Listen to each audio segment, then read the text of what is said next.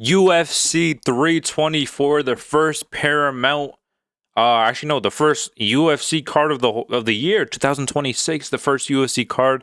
We had no UFC for 6 weeks. The first card back, pretty good card, really good card. I just ended my live stream, as you guys know, or maybe you don't know. I do be live streaming, watching along with y'all. I have wait, let me show you. I have a timer like this, so I'll be watching along with y'all. But amazing card. Let me just break it down, react to it, give you my thoughts on pretty much every fight, and let's get on with it. Amazing card, especially that main event. Obviously it started off really, really good, the whole card. But I mean, there were a couple stinkier fights, a couple stinkers, but I would say I like a 9 out of 10 card for me. Maybe it's just I needed some UFC action, but I'm impressed, bro. I really like this card. Let's get into it. First fight of the night. I'm not gonna lie, I did not watch this fight. I did pick Ty Miller to win via knockout.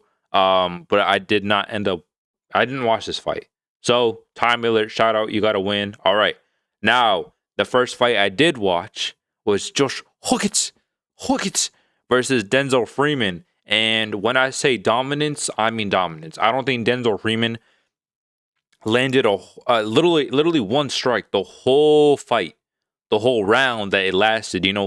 Josh Hookit from the start went in his face, hit him with some big shots. Looking for the takedowns, kind of took him down, and then, bro, he was just drowning him. You could tell Denzel Freeman, he did not know what to do. He was gassed. Without even throwing a strike, he was gassed. Josh Hookit, he was landing some really big shots, and Denzel Freeman, brother, every single time Josh Hookit would land, it seemed like it would hurt Denzel Freeman for the most part, and shout out Denzel Freeman. He had a lot of heart in there. He was still surviving, still, trying to come back in the fight. He was slipping and sliding everywhere. Josh Hookit, relentless pace. He's a little lighter for the heavyweight division. I think he weighs in at like 240. A little lighter. But I think he's very good. His cardio very good. Didn't even look like he was probably attempted like 80 to like 100 strikes that one round. Didn't look tired at all. Obviously, during like the last minute of the round, Denzel Freeman, he was on 1 HP and he was literally slipping. When I mean slipping and sliding, he did not have his feet on him, bro. He could barely walk. Obviously, the UFC, I mean the ref, they're not going to stop it because he's not out. He's not on the ground. He just, he just rocked. He was dazed. But the ending sequence, Josh Hookit hit him with some big, I think a good left hand.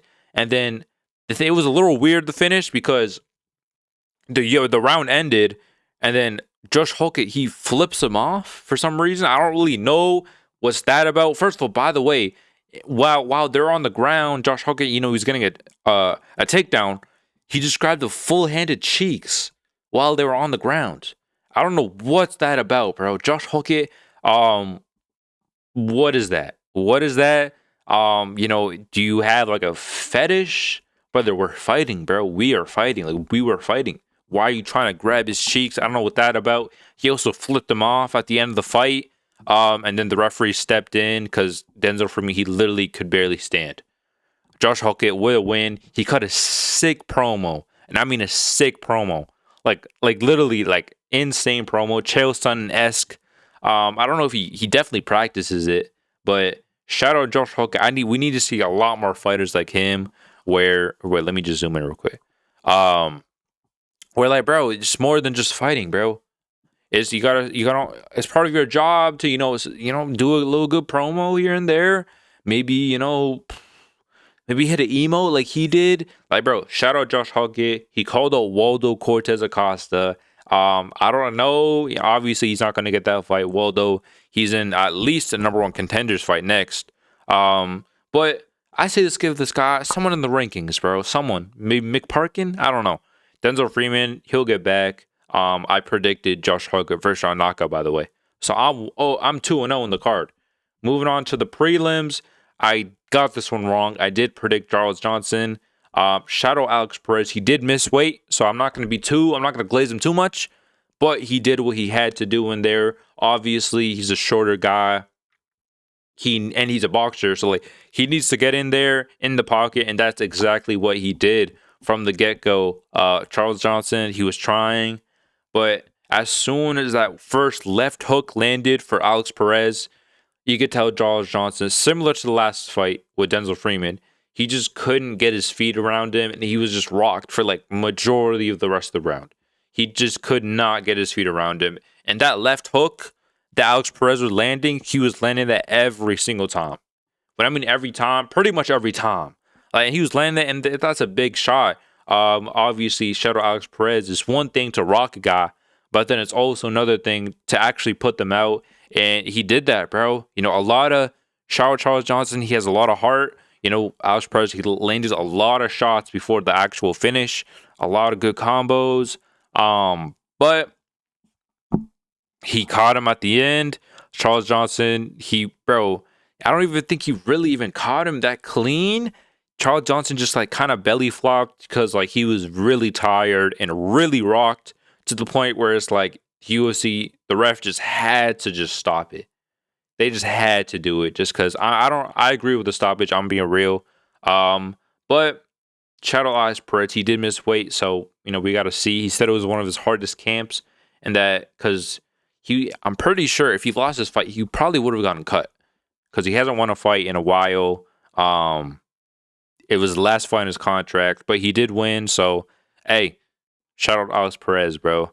Moving on, Nikita Krylov versus Modestas Bukauskas. First of all, by the way, where all these three fights had first round finishes, all of them. This one, third round finish. I did pick Modestas Bukauskas. I did think he would win by knockout. But shout out Nikita Krylov, bro. He really showed levels in there, bro. You know, from an unranked guy to a number 13 guy. There's levels, bro. You know, Nikita Krylov, he put his game plan out there. He was I feel like you can tell that first like 2 minutes into the fight, he pretty much had everything he needed to see from Modestas. And then after that was barbecue chicken. It was literally just barbecue chicken, bro. Modestas, thing about him, he's very, very simple. He has 1-2s. Maybe he'll throw in a left hook here and there, and then he has like a spinning wheel kick that he tried to throw a couple of times but never landed it. That's pretty much, and he has some head kicks. That's all he has, bro. Nikita Krylov, shout out Nikita. You know, he would clinch sometimes and make it boring a little times, but for the most part, it was a striking fight. They were kind of scrapping. Nikita, he was just getting the better of the exchanges, bro. He had him red. Nikita Krylov, he's very wild. So against a guy that's really basic like Bukauskas, it was barbecue chicken. Round number 1, bro, close round, but obviously he edged it. Round number 2, getting more dominant for Krylov. Every single round was more dominant for Krylov. He just had him red. You know, every round he was getting hit less and he was landing more. So yeah. And round number 3, the last exchange for the round, Modestas, you know, obviously he's down 2 rounds. He needs a finish. He tries to, grit on the mouthpiece and, just throw a big right overhand. And then he got caught. He got caught by Nikita's overhand. And that's the game, bro. That's the game. He went down, low ground and pound. He went out. That's just the game, bro. They're both, pretty good fight. I know the fans were kind of booing, but shout out Nikita, bro. I did not expect this from him, bro. I thought a guy like that who's on two fight losing streak, knockout losing streaks, I thought he would have a lot worse of a chin, but his chin was pretty good in there, bro. He was getting caught with some good stuff, and he was right back in there. Shout out Nikita. Great win, great finish. Yeah, bro. What can I say? Moving on. Atiba Gaethje versus Andre Pulayev. Atiba, first of all, the starting of this fight. They're both listed as 6'4". That's a lie, bro. They're not 6'4". Either Atiba's not 6'4", or Pulayev is way taller than 6'4", because the height advantage was so clear to me, bro. Very, very clear. Like, it looked very clear. Atiba was a lot shorter. Not a lot, but you know what I mean? For them to be listed at the same height, It's just no. That's just not true. Atiba though, starting of the round, obviously, he's known as the first round finisher, bro. He finishes everyone the first round. He was landing, bro. He landed a big right hand in the first like 15 seconds of the fight, sat Pulaev on his back. Pulaev, he got up. He has heart, bro. Scott Pulaev, he has heart. I wasn't too familiar with him. He has, good heart. He got back up. Atiba was landing, bro. He was landing that right hand at the start of the fight with ease every single time he was landing it. Pulaev, the thing about him, obviously he's gonna get hurt. Atiba's a strong guy, but even if it looks a little like scaredy cat, bro, sometimes you gotta run away in fights. And that's what Pulaev was doing, and that's what you got to do against a guy like Atiba. Obviously, that round, the rest of the round, Pulaev really didn't land anything really clean. He's throwing these like kind of looping left hands, overhands, but it's not like a big one. It's more of like a get away from me. You know what I mean? Like, get away from me. Get away. Get away. Like, it's one of those. You know what I mean? Atiba obviously won that round. Pulaev, other than, like the left overhands, he was landing some good body kicks, a lot of body kicks in that round. But, obviously the knockdown and then the damage on the feet, Atiba definitely won that round. Second round, Atiba dropped him again. I'm pretty sure, right? If I can remember. Dropped him again, did some damage. But again, this round, Pulaev, he's still landing some good shots, especially this round. Like against the first round, this round, he landed a lot better shots. Some 1-2s down the middle. Atiba, he didn't really seem phased by it, but these are good shots, bro. Someone in my chat was telling me that Pulaev was a better striker all around in every round. He was a better striker, but just the power advantage and the physique difference was like the main factor. And I pretty much agree with him. I don't think I don't think he's a better striker than Atiba for the most part. But Atiba, he's very basic. Very basic. I wish he would dig to the body more because as the rounds progressed, Pulaev was kind of reading him and kind of getting out of the way of the headshots. I wish he would, dig to the body more. But in round number 3, Pulaev won that round. Pulaev genuinely won that round. Atiba could not hit him, bro. Could not hit him at all. That's why I'm saying he probably should have went to the body more. But again, nonetheless, he still had rounds number 1 and 2 in the bag. So he doesn't really have to win that third round. But if I'm Atiba's coach, go for the finish. Because, it's not a good look.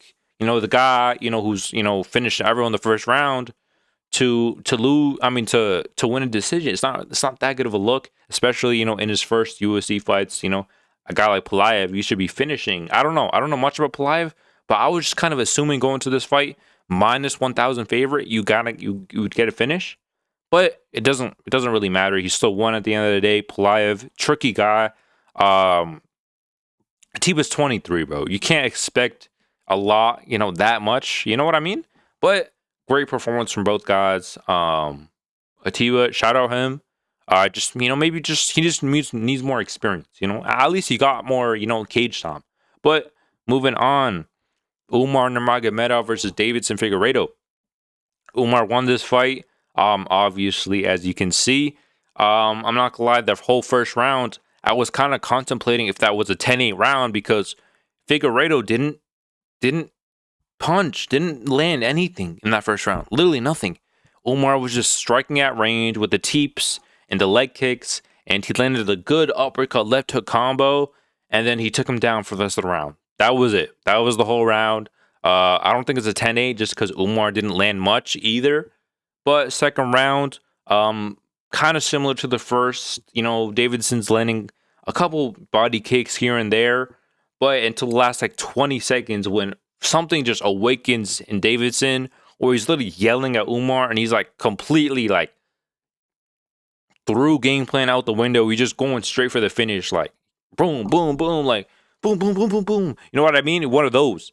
Umar, he was really good job at getting out the way of those and landing back. He was getting winning the striking exchanges every single time against Figgy. A lot of people are probably going to shut him down because this fight wasn't too exciting.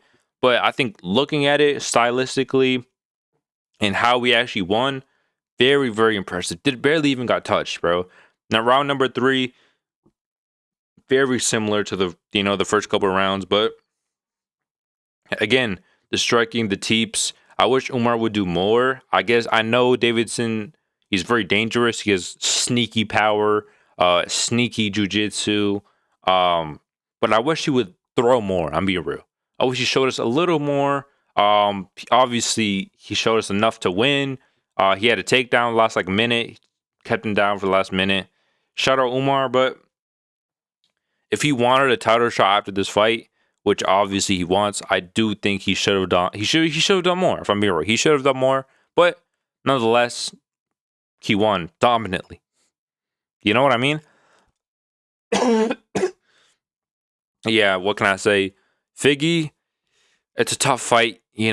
Plus 800 for a reason. Let's be real. I know he's a former champion, but I don't know. Let's give him someone easier, bro. Could we not give him Peter Yan and Umar and Corey Sandhagen? Can we give him someone easier, bro? I don't know. But moving on, main card. I would say this would be fight of the night, but quickly after we saw an even way better fight. Arnold Allen versus Gene Silva went to the distance. One of the better fights on the card. Did not expect this fight to go the distance. If I'm being real, I thought Arnold Allen. My prediction, I did think he was going to get finished early. I just thought, he got rocked by Mavzar. He got rocked by Holloway. I thought a guy like Gene Silva, you're going to get knocked out. I just thought that's what it was. But shout out Arnold Allen. I really was rooting for him, even though I picked Silva. I'm a big fan of Arnold Allen. But Arnold Allen, bro, that first round, he definitely, really close round. I think he definitely won that first round. Really good, twos in the middle, right hands in the middle, straight shots, good defense as well, great footwork. I just think, obviously Silva, he's a type of guy. He's kind of like Peter Yan. I'm not comparing him to Peter Yan, but he needs his reads. He needs his timing down before he could really implement, fully his striking. We've seen that first round. Arnold Allen, he takes it. I was kind of surprised. I did think a first round knockout was incoming for Silva, but nonetheless, it was still a competitive round. Round number 2, I'm seeing John Silva straight away get way more comfortable, way more active as soon as the round starts. Arnold Allen, he has great cardio throughout all 3 of the rounds, so it's not like he's really going to change round to round. But a guy like Gene Silva, he definitely upped the stake, landing really clean. Right hand to the body, left hook up top. Right hand, he dig to the body and then go up top. It was beautiful to see. He was landing these clean spinning elbows and these jumping knees. They're both exchanging, but as you can see through the second round, John Silva is just landing the bigger shots. He just has more power than Arnold Allen. I thought something like this would happen. But I'm surprised Arnold Allen was eating these shots, though. Eating these competitive round. But as you can see, John Silva did hurt him a little bit in that round. Actually, no, I think the end of the first round, he hurt Arnold Allen pretty bad.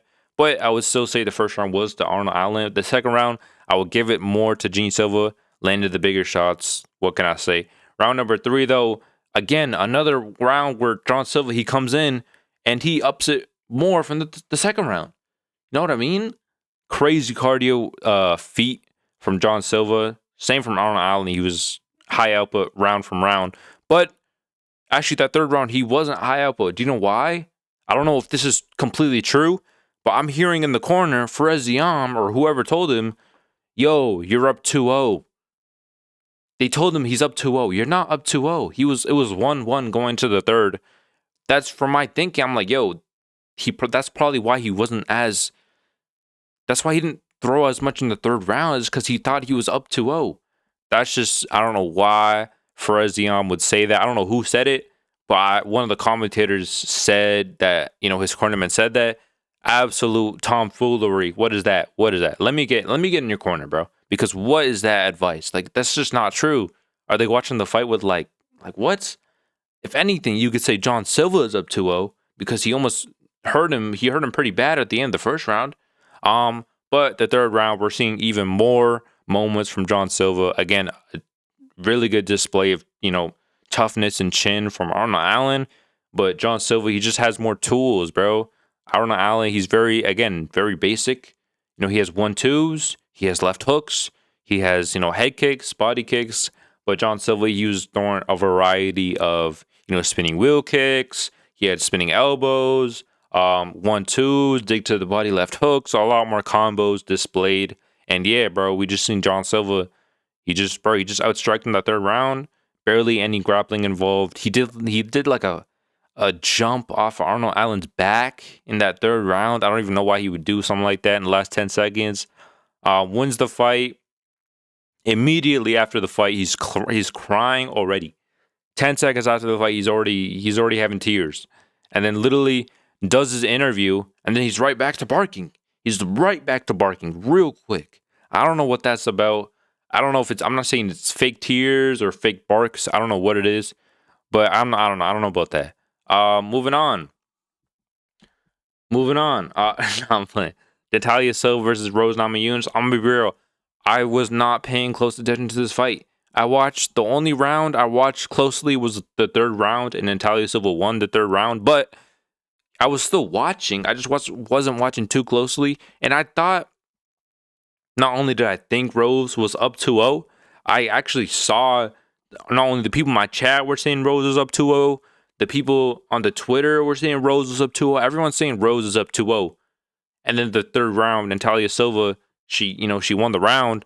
And then she won, bro. I think it was a robbery. Again, I wasn't watching too close, so I don't really care too much because I just, obviously I wasn't watching, but I picked Rose. That's my pick right there.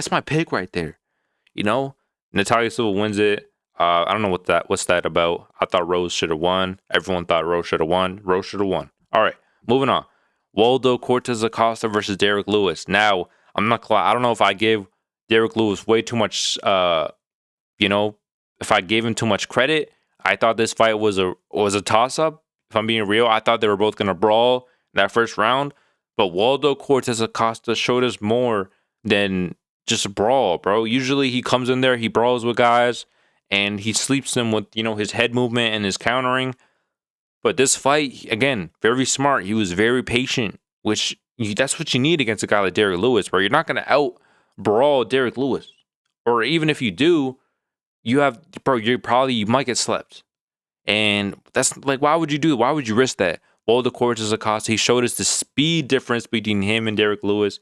Derek Lewis right off the bat, he's doing jumping kicks. He's doing head kicks. He's doing whatever. He's doing leaping left overhands. Like, you know what I mean? He's doing these high energy techniques. And Waldo's just there, in his stance, just getting out the way, footwork, head movement, barely not getting hit. And then, bro, Derek Lewis, after that first round where Waldo, maybe he landed a couple leg kicks and a couple jabs. Nothing big in that first round. But Derek Lewis is already tired. Waldo Cortez Acosta didn't break any sweats. Is not sweating at all. Second round starts. You could definitely see Derek Lewis. He couldn't hit Waldo with anything, bro. Anything at all. Waldo was countering big this round. He was way more confident after that first round. And we saw the finishing technique. Waldo, Derek Lewis misses bad. Waldo counters him with a jab. It was a little weird because it looked like Derek Lewis was just a little off balance, if I'm being real. But then he just kind of fell to his back. And then I'm not saying he flopped or he gave up or whatever, but it kind of looked that way. And Waldo, he finished the job, and that was the end of the fight. Shout out Waldo. Amazing performance. Barely got hit. I say we getting back in there. He called out in his post-fight interview. He called out Curtis Blades. He said, "Curtis Blades, you're talking too much trash. Let's fight." That's what he said. And I don't know what trash Curtis Blades was talking, but I say, bro, that's a good fight. I say we set it up soon. And yeah, let's get him right back in there, bro. He didn't take any damage. He wants to be active. Let him be active, bro. Great performance. Derek Lewis, he'll fight someone soon. Let's be real. Maybe not soon. He'll fight again. But co-main event of the evening, Sean O'Malley versus Song Yadong. I'm not gonna lie, this pretty much went very similar to what I said it would. I said it was gonna be a very close fight. But I thought there was going to be more moments for both guys, if I'm being real. Uh, like, what can I say about this fight? First round, on the feet, we saw very competitive. They were both landing good leg kicks, good punches, whatever. Song Yadong, he gets a takedown, last like 20 seconds of the round. Sean O'Malley jumps the gilly, whatever. The round ends. I would say that round, though, definitely Sean O'Malley's round, because on the feet, he was landing a lot more teeps, a lot more leg kicks, not a lot of like head damage, if I'm being real, from either guy. They were both kind of hesitant as the fight started, but Sean O'Malley definitely won that round, or in my opinion, definitely won that round. Round number two, though, we're seeing Song Yadong definitely get in there, a little more confident in the first. Sean O'Malley, I don't know, the way he fought this, I don't know, he looked very, very hesitant. Like, he almost respected Song Yadong a little too much, which I get it. Obviously, you got to respect your opponent, respect their skills, be wary.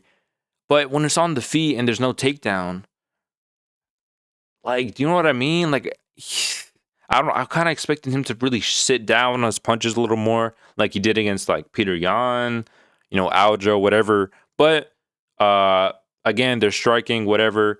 Then Song Yadong takes him down for like a minute. You know what I mean? He took him down for like a minute. Definitely won that round because on the feet they both weren't really landing anything really too clean. Song Yadong, he landed a couple good shots. I would say it's pretty much even.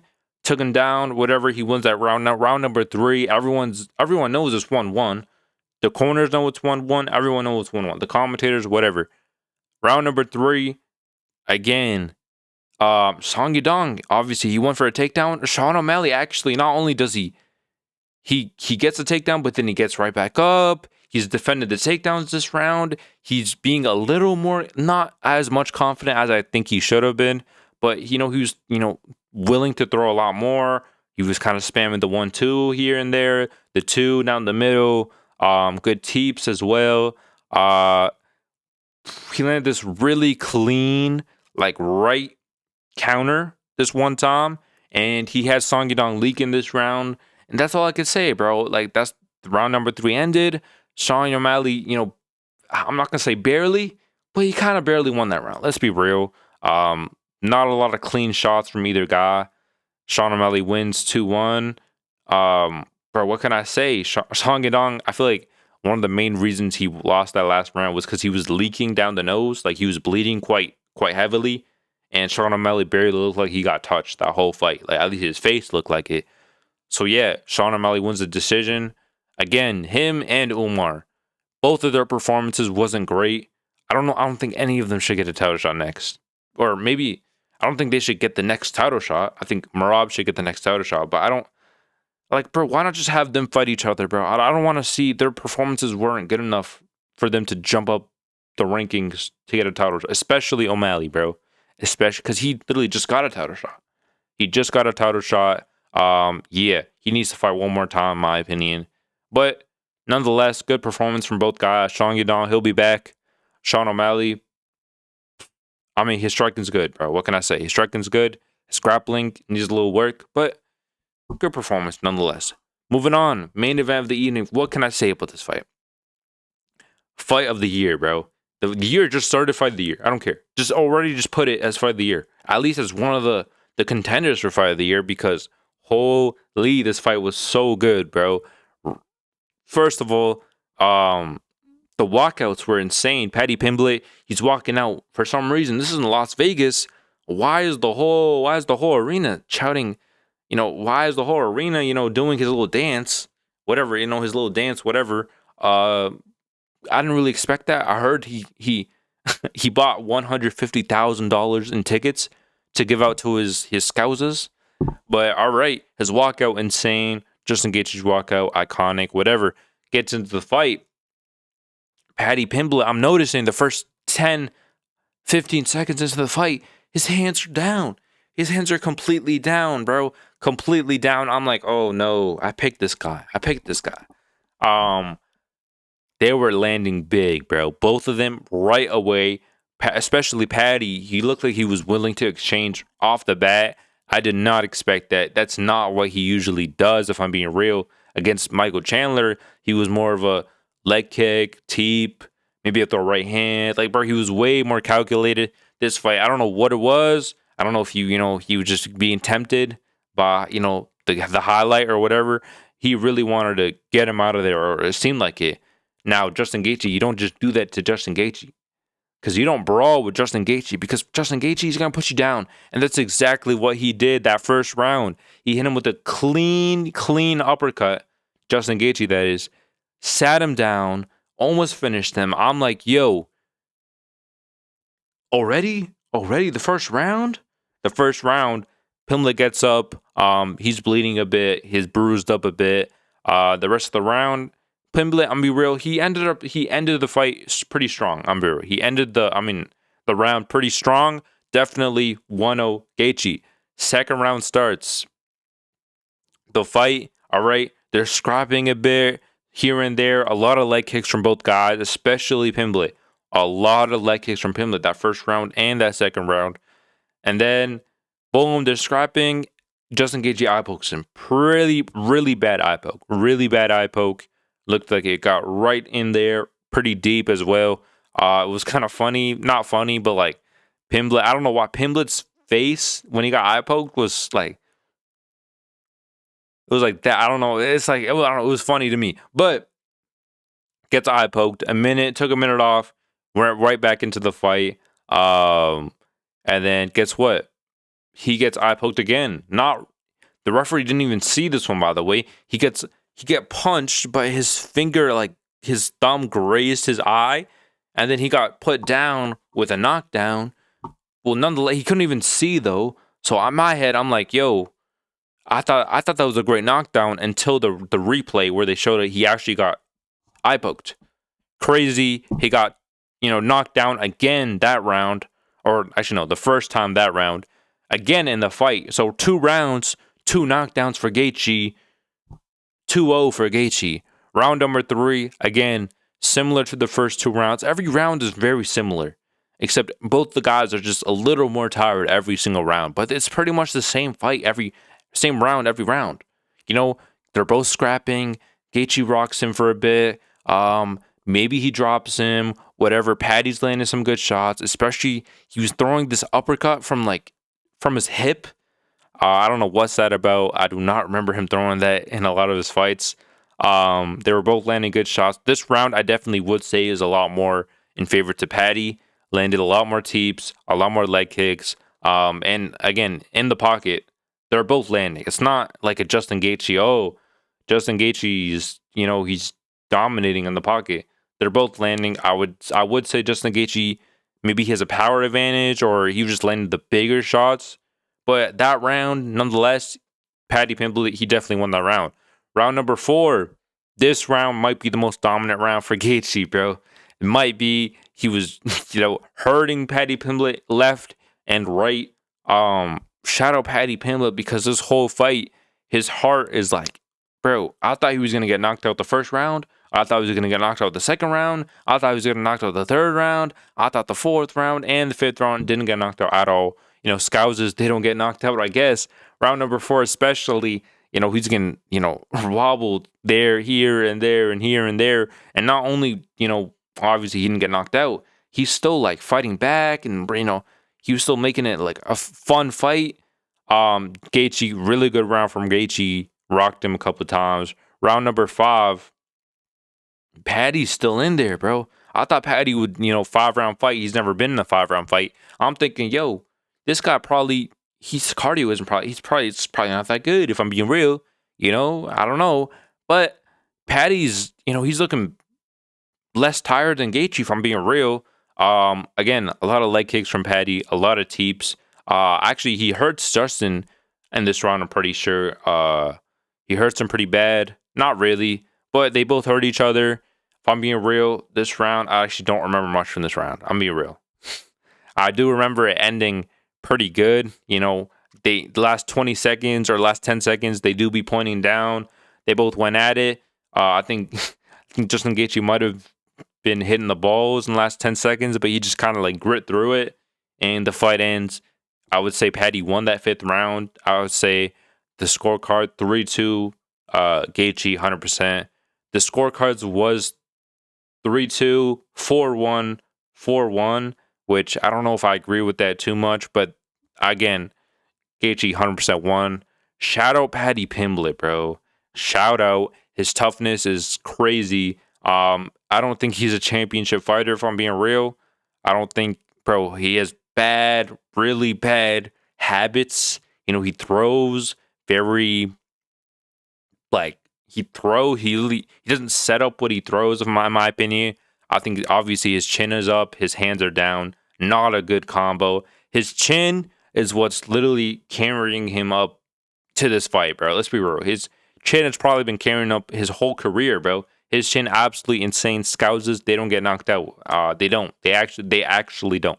No, Gaethje though, good performance from Gaethje. Did what he had to do. Would throw really big. Would kind of stumble and bumble here and there.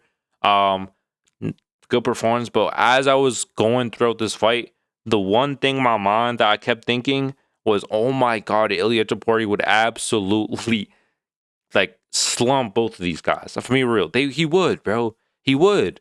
I'm sorry, they're not eating those shots from Ilia Topuria. Ilia Topuria is knocking them out. If he lands that, they're getting knocked out. Let's be real. Gaethje wins. He gets a title wrapped around his belt. Good moment. Good post fight interview. I don't think he didn't really call out Topuria, but I'm pretty sure he did say he wanted on that White House card. Yeah, bro. What can I say? Amazing fight. Amazing, bro. Amazing fighters. Justin Gaethje, interim belt. Who would have thought, a year ago when he got knocked out by Max, that he would be a champion, a champion, but interim champion. But he is. He should fight, I guess, Ilya next, I guess. But shout out Patty, shout out Justin. With that being said, let's go into the full game. Great card, amazing card. I was on live stream. Yeah, bro. That fight with Patty and Justin, insane. Absolutely insane. With that being said, like, subscribe, and I'm out of here, bro. I'm out of here. Bye, bye, bye, bye.